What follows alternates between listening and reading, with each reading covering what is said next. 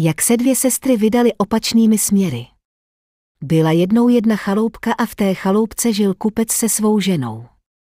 I měli se dobře, ale trápilo je, že je Pán Bůh dětmi neobdařil.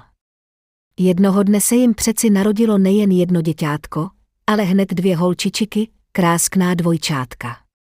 Dcerušky rostly jako z vody.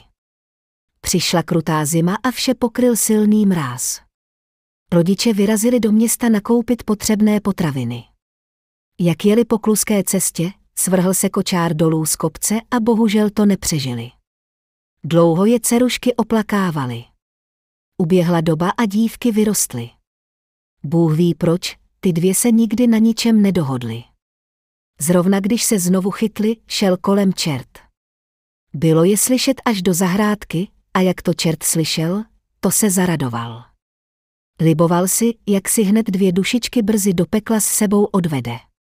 A jak už je známo, čerty člověk nevidí a málo kdo rozezná jejich šepotání. I vykročil čert kupředu, přes zahrádku po cestičce, až dorazil k oknu a vstoupil do chaloupky. Chytil příležitost zapače si a neviděn, přidal se k hádce. To je jačal roti sobě štvát a nenechal toho, dokud nedosáhl svého. Sestry se rozhodly, že bude nejlepší, když každá půjde svou cestou. A tak jedna započila na rozcestí vlevo, druhá zas vpravo. Čert si řekl, že se nejprve vydá za tou, která šla vlevo, a poté půjde i pro druhou dušičku.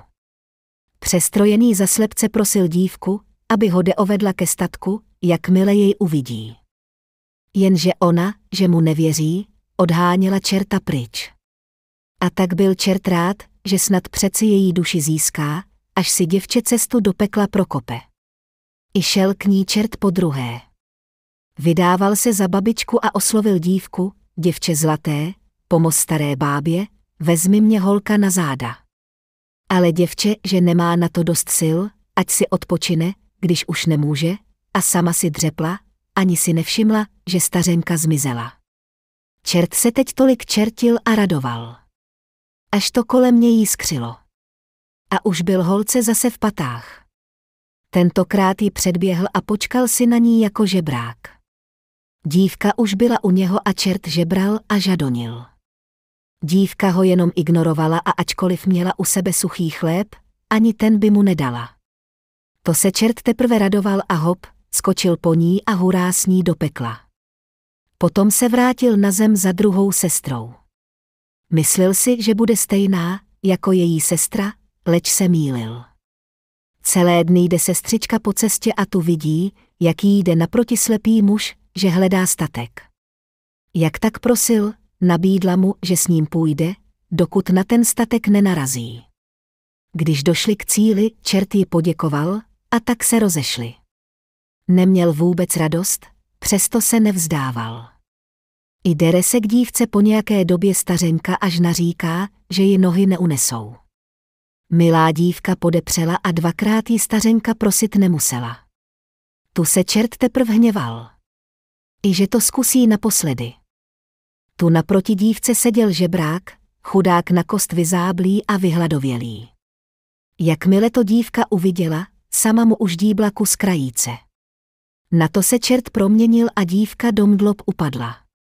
Čert ji z mdlob probudil a povídá, ať se pranic nebojí, že se peklu vyhnula, na rozdíl od své sestry. A že Pán Bůh je milosrdný, tak se do ráje dostane, když tak to bude pokračovat. Také jí slíbil, že jí splní 3 přání, za to, že je dobročinná.